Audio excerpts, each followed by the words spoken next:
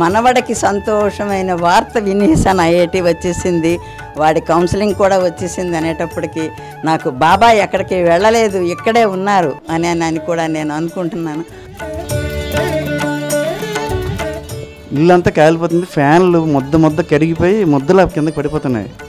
కిటికీ దగ్గర మా మదర్ ఏమొచ్చి కిటికీని పట్టుకొని బాబా మిమ్మల్ని కొలుస్తున్నాం, బాబా మీరు లేరా, ఏటి ఇలాగే అయిపోతుంది అని బుర్ర కొట్టుకుంటుంటే ఆ షింక్ ఏమొచ్చి ఈ హీట్కి పేలిపోయి అందులో ఉన్న వాటర్ వచ్చి ఆ 10,000 వాళ్ళ మీద అక్కడున్న క్రాకర్స్ మీద చాలా ఫోర్స్గా పడిపోయింది.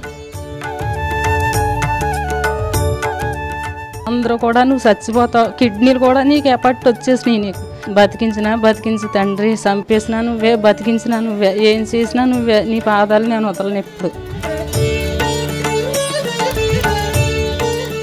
బాబా గారి దగ్గర ఫోటోలు తీసుకున్న సమయంలో అక్కడ మా ఫోటోలన్నీ కూడా పటంలో చిత్రంలో అన్నీ ఉన్నాయి. బాబా గారి ఫోటో మటుకు అక్కడ పడకుండా అక్కడ ఒక తెల్లటి స్పార్క్ లాగా వచ్చి బాబా గారి ఇది కనబడ్డది.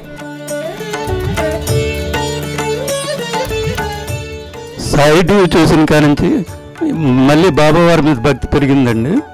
సాయి టీవీ ఆధ్వర్యంలో విజయనగరం జిల్లా బొబ్బిలిలో నిర్వహించిన సాయి భక్తుల అనుభవాలు సాయి టీవీ కుటుంబం కార్యక్రమంలో జూలై 26వ తేదీ బుధవారం ఉదయం 9:30 తిరిగి రాత్రి 9:30 మన సాయి టీవీలో.